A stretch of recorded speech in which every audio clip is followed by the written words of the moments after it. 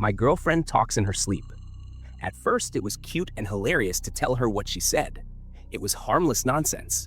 The sky is folding, or we need to raise the ground. We'd talk the next day about if she remembered her dream, but she never did.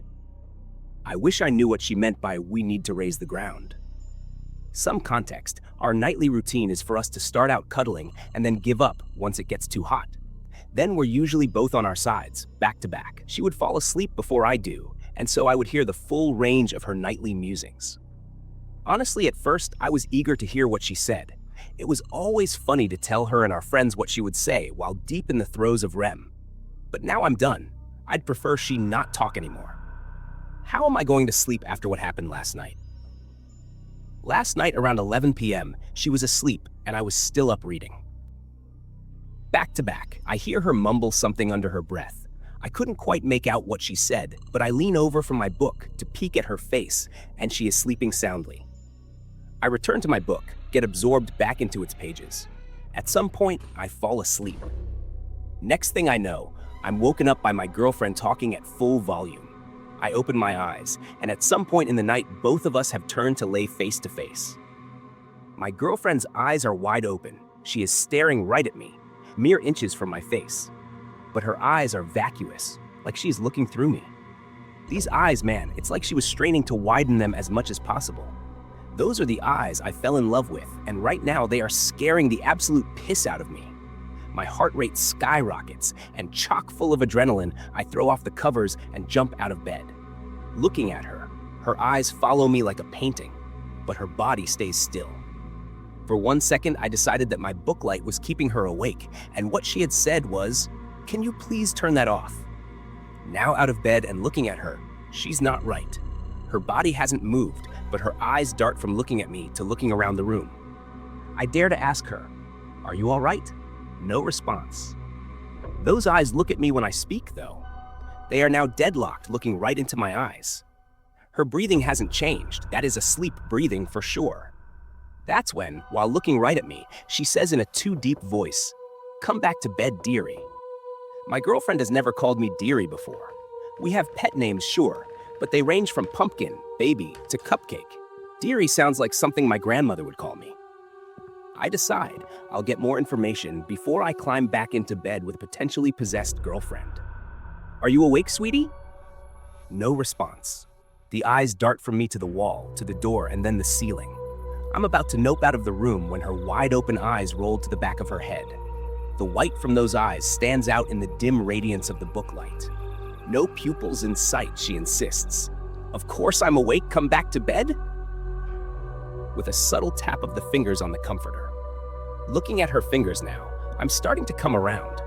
She's never sleepwalked before. Surely she is awake now if she is moving her hands? But looking at her fingers, as though she is pretending to have control.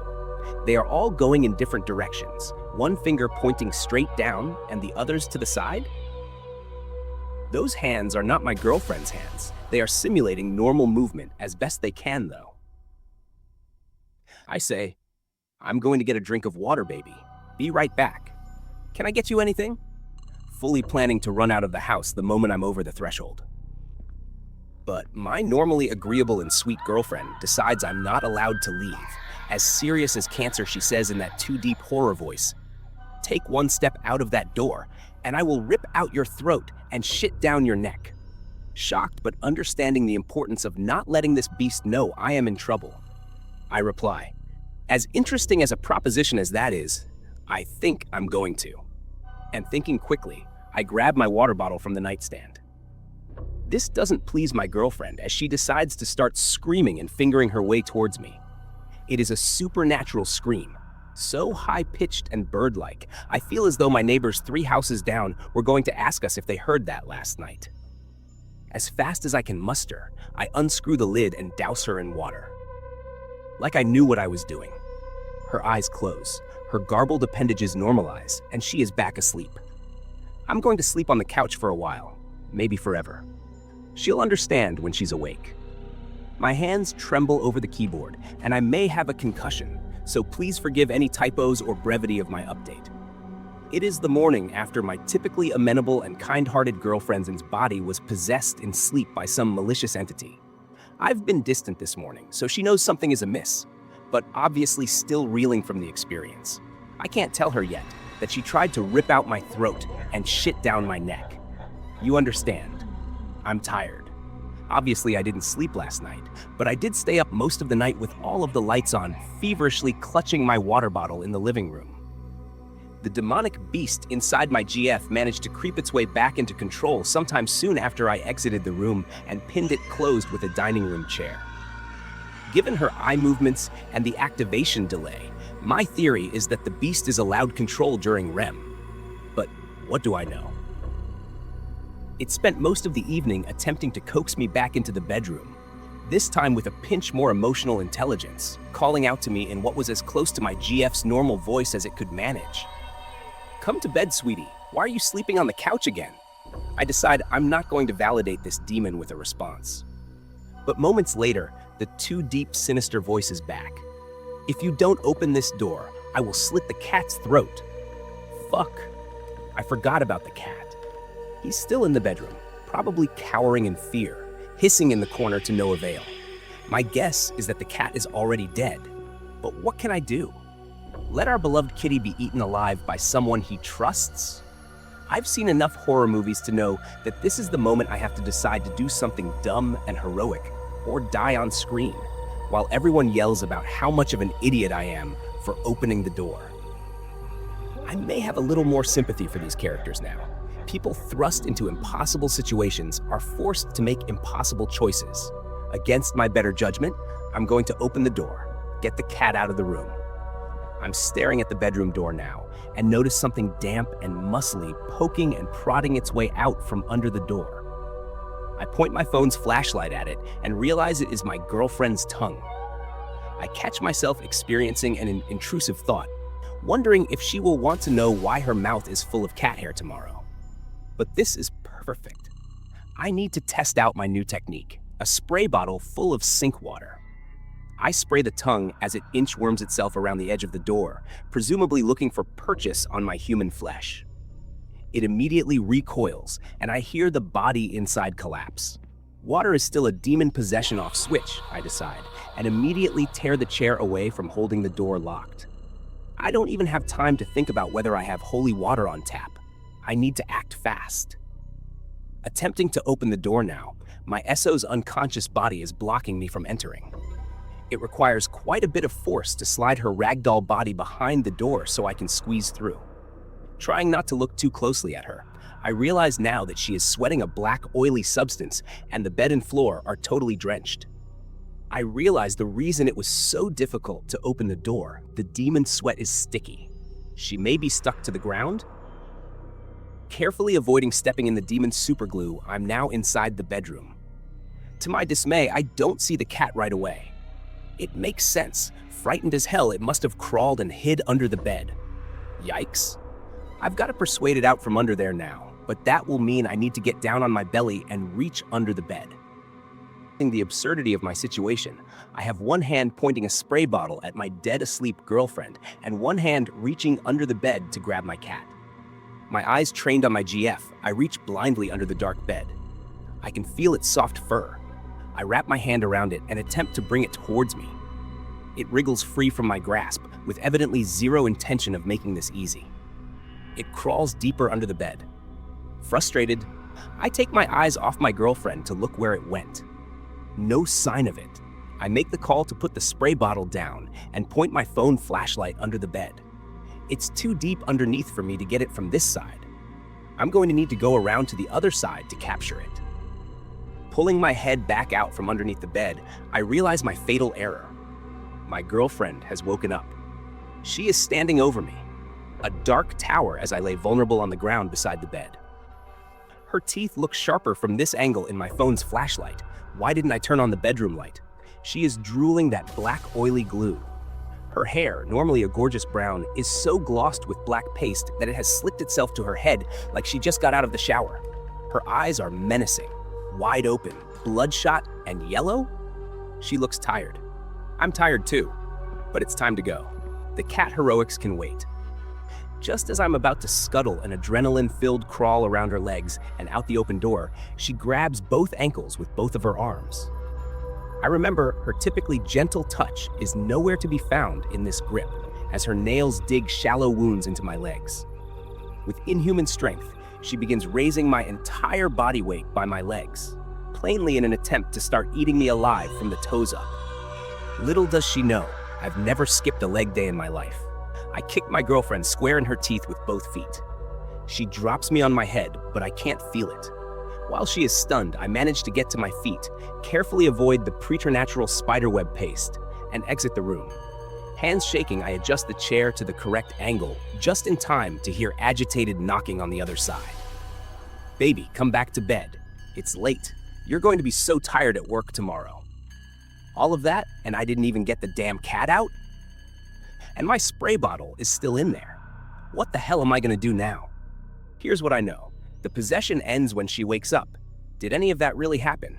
She has no recollection of the previous night. Water disables, but only momentarily. 2 to 3 minutes? The black ooze she drools and sweats while possessed evaporates? The bed and floor were wet this morning from the water I sprayed. The rest had all disappeared by the time I checked. The cat is fine. I need help. She's taking work calls in the other room. I'm doing my best to focus on my own work, but my mind drifts from my laptop screen. I can't focus. Agreeing to myself that I won't get anything worthwhile done today, I give up and start thinking about next steps. I need an exorcist. I'm not the kind to call an exorcist. I'm the kind of guy that scoffs at the idea. They are all scams. You can't have experience in something that doesn't exist. Clearly, I am not the religious type, but I'll table my reservations for now. I'm not going to go through all of that again on my own. Feeling totally out of my element, but unwilling to call a church, I found an exorcist on Craigslist. Price is no object. Let's get this thing out of my girlfriend. He says he'll come over tonight. He messages me and says it is of utmost importance that my GF's waking body does not find out what we are going to do. If she does find out and is not be able to fall asleep, no refunds. How much more could I expect from a Craigslist exorcist? I am certainly not thrilled with the idea of a stranger knowing my address, but I'm not backing out now. As you can imagine, this is the slowest slog of a day I have ever experienced in my life. I am anxious. I feel physically sick. I jump at everything my girlfriend says. I can't look in her eyes without imagining that eerie yellow tinge behind them. Around lunchtime, I hear her humming happily in the kitchen. She really has no idea, does she? A profound sense of certain death washes over me as I watch her wield a knife to cut vegetables. Finally, the workday is over. My acting this evening was on par with any Oscar winner. Remembering what the exorcist told me and failing to come up with an excuse, I got into bed with her. I made sure to place the cat in a comfortable spot in the living room. We're reading side by side when she leans over, kisses me goodnight, my eyes open, and turns out her bedside table light. I'm going to keep mine on for now, thank you. My body tense with desire to bolt, we begin to spoon. She cannot learn that something is wrong, just a little longer. I figure I'm safe as long as I exit before she is asleep. She raises her head and asks, "Why is your heart beating so fast?"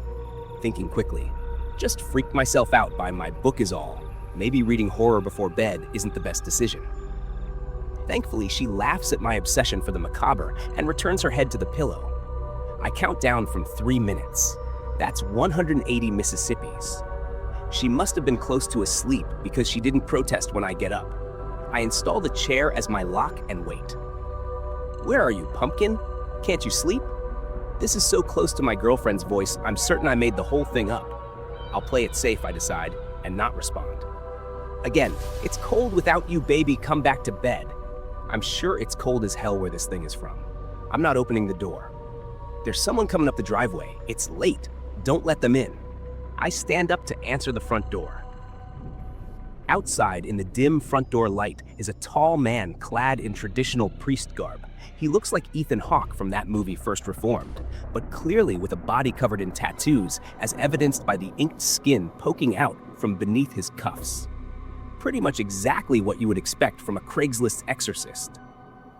There's not much time to introduce ourselves as we hear an alarming scrape come from the bedroom. I take this moment to read the priest's face and check if he actually has experience with this. He seems to at least be brave, his face giving no indication that he is wearing a costume for a quick buck. Outside of the bedroom door now, in hushed tones, he begins to explain what he is going to do. Brandishing a Bible and a small jar of holy water, I decide not to explain that sink water works fine. We're about to open the door. Hands on the chair, I hear scraping again. This time, I realize the sound was never coming from the bedroom. It came from the living room. To my left, I hear the stranger breath out softly. The cat. The cat has been watching us this whole time. Its normally green eyes now bloodshot and yellow, no pupils in sight, poking out from around the corner. Black paste drooling from its agape mouth, leaving a snail trail of fluid behind it as it stalks out into the open. It attempts to hiss while making eye contact with the priest, but all that comes out is a bubbling gurgle as more fluid leaks onto the hardwood. Are the cat's legs longer than usual? It looks like it has grown 5 inches in height, typically sitting around ankle level, but right now could stand as high as my knees. I curse quietly to myself. How could I have been so stupid? Of course, the cat managed to get itself possessed. It spent the whole night in the bedroom, presumably mopping up the viscous black oil, wet food with its mouth. New plan, cat first. I shit you not, the cat fucking talks. Its mouth doesn't move from its totally agape resting position, but the voice comes out of its mouth. It's that same too deep nightmare voice I'm all too familiar with. I told you not to let him in. Just then my girlfriend decides she needs attention again. A consistent rapping of knuckles on the door. Let me out, let me out, let me out. I'm triaging this situation in my mind when I realize the moment I took my eyes off of the cat, it has rocketed itself forward, climbed the priest's tall body, wrapped its 2 long legs around his neck, and constricts him like a snake. It maintains dull eye contact with me as I look on in horror. The priest drops his Bible and holy water on the ground, attempting to tear the cat's octopus-like legs away from his neck. He succeeds momentarily and cites what I assume is a Bible verse. The cat puts a stop to this with a quick navigation of its tail deep down into the priest's throat. Coughing and hysterical, he can't manage to escape its impossible grip, claws digging bloody fissures into his neck. My turn, as I grab the holy water from the ground and grapple with the cat's jaw, pouring the contents of the jar down its slime-obstructed throat. Immediately, the cat falls to the ground like a corpse. Legs splayed in every direction it lays on the ground, defeated for now. Once the cat is safely inside its travel carrier, the priest and I share a grim look. I ask him if he's ever dealt with this kind of thing before. Rubbing his neck, of course, 1,000 times. It takes a great deal of conviction for me to not physically roll my eyes. Glad to have you around then. Slime tendrils seek blind escape from air holes in the side of my travel carrier as I explain to the priest not to swallow any of the black liquid. I think there may not be much hope for him now that my cat's tail has penetrated deep into his throat, but we can discuss this later. My train of thought is interrupted by the sobbing harassment of a girlfriend possessed in the bedroom. You don't love me. You never loved me. The doorknob shakes with dreadful force, tremors ringing through the hallway. Fingers emerge at the bottom of the door, viscous oil dripping from under-splotched fingernails. Open this door, or I kill the girl. The fingers vanish. A pause, breaking glass from inside the room. Is it planning to jump out of the window? Surely it is bluffing. We are on the 3rd floor. Like any parasitic creature, it wouldn't gravely harm its precious host. There is a renewed sense of urgency at this threat, but I am at a loss. We poured holy water down the cat's throat, but its body has already turned into an abomination I can only describe as the alien from the thing. I wonder to myself if one of those squirming legs is going to detach, sprout a blinking eyeball, and hide in the vent. I feel helpless. I can't stay up all night, misting my girlfriend like she is a damn pet chameleon for the rest of my life. Still out of breath from being choked by my cat, the priest manages to wheeze. We need to open the door. What will we do? Water stops her, but only for a minute. It's too dangerous to perform the rites while she is in this form. We'll get her in the shower and then restrain her. This is a good idea. Why didn't I think of that? Feeling a touch more brave as the priest increasingly proves himself as an asset, I begin to remove the chair. Thank you, baby. Why did you lock me in here? I have been so scared. My subconscious will forever be unwilling to separate the pleas of a demonic beast from the genuine pleas of my loving girlfriend. I hesitate, but with effort manage to shrug off this false appeal for normalcy. Chair in hand, I take a step back from the door. For a single beat, there is silence. The latch clicks. She is opening the door. Shining, black-slicked hair emerges, covering her face in totality through the crack in the door. She seems to have gained several inches in height as her full form comes into view. Then a single ringed yellow eye reveals itself through her long hair. I search in that eye for some sign that she is still in there, somewhere, anywhere. She is wielding a broken shard of glass and holding it to her own wrist. There is no time for protest before the priest has already sprayed her down. Her frenzied dodge is thwarted as a second jet of water dampens the pajamas my mother bought her for Christmas. I will never forget the powerlessness I felt. With only a few seconds left of control, the entity forces a sharp shard of glass against her wrist, causing a total and supernatural separation. As if by a dark will of its own, the connection is broken. The part of her strikes the ground, landing in a dark, swirling pool of ink-like residue. Stunned, I witness a transformation. Her frame shakes globally and erratically on the ground as her skin regains its color. I remember a classmate from school who had seizures, but I am incapacitated. The priest doesn't take time to emotionally reckon with the sudden physical loss. He scoops her up, rushes her to the shower, and turns on the water. A mixture of shell shock and a possible concussion leave me standing idle while I stare from the fallen object. To the shower. Back to the bedroom. The beast has been turning our bedroom into some kind of nest. The walls and ceiling are painted in black-as-night paste. Dripping from the ceiling fan, our furniture is unrecognizable in the spiderweb of fluid coating the room. The priest is washing his hands in the bathroom sink. He comes and stands before me, shaking me at the shoulders. Anybody home? We need to act. I need your help, now. I come back to reality. Do you have any rope or anything to secure her with? I have some bungee cords down in my car. I'll get them. I sprint to the stairs, grab the keys, and run to the car. Back upstairs, the priest is applying pressure to her wounded arm as I approach. I frantically tie a bungee cord as a makeshift tourniquet to halt the crisis. We carry her unconscious form to the bed and fasten her to the frame. Both legs and one arm. Her head hangs limp. I wonder how long it will be before she turns back into that monster, but then she wakes up.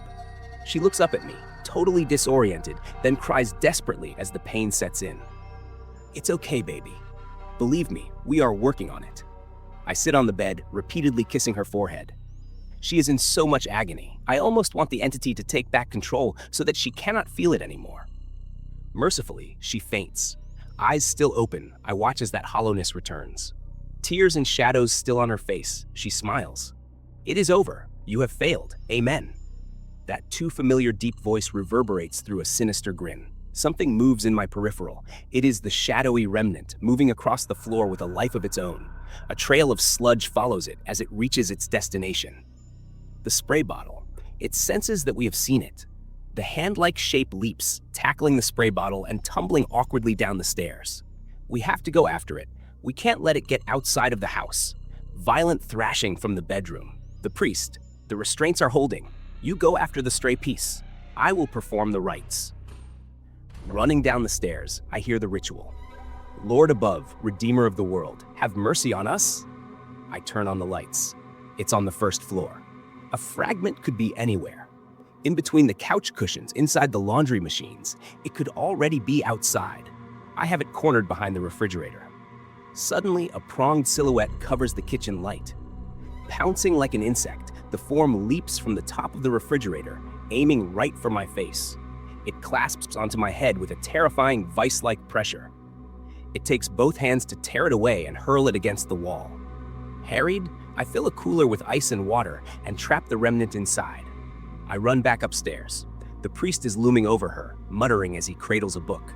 Noticing me, he hurriedly shuts it. Inside are demonic scrawls and symbols, but the priest claims the entity has left her. Carefully placing her in the back seat, I drive to the hospital. I wonder if you can surgically restore a limb like this. Then I wonder if it even should be restored. Do I need to ask the priest to perform rituals on just a fragment?